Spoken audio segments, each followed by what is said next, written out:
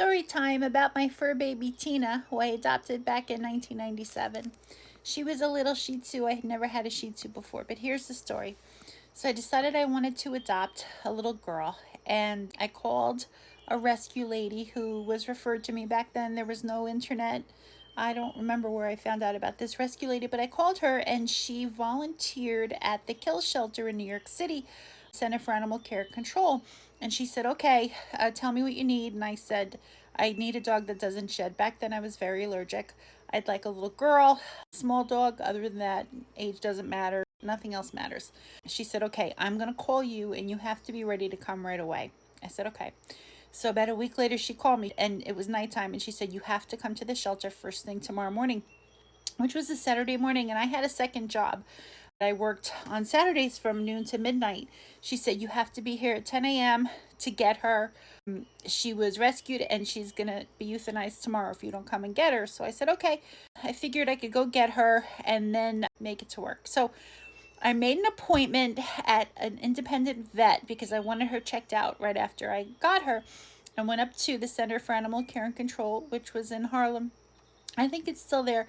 And they said, the lady was there. She said, are you Melanie? And I said, yes. She said, okay, go into the back. So I went into the back and this man who worked there brought this little dog, a Shih Tzu. And I had never had a Shih Tzu before.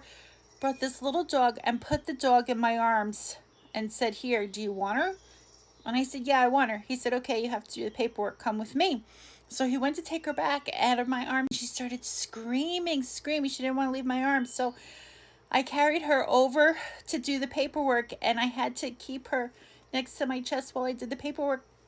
I just realized how much this is showing. Oh my God, I'm going to have to crop this. And I had to keep her with me while I did the paperwork. Otherwise, she would scream and cry and scream and cry. So I got the paperwork done, kind of bent over like a pretzel. They said, okay, good luck. And the woman said to me, okay, take care. And I took her to the vet to get her a quick checkup before I brought her home, put her in the house, and then ran to work. And I brought her to the vet, and the vet said, what's her name? And I said, she doesn't have a name yet. I just adopted her. And so they put her down as no name. So she was no name with my last name.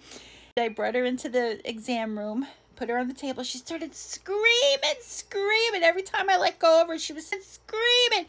So I had to bend over and hold her against me for the whole exam. And the vet examined her, took some blood and said, okay, she looks fine. We'll get the blood results back and we'll call you. So by this time it was like 11:15. I had to be at work at the World Trade Center before 9/11. And I brought her home and I had her water and everything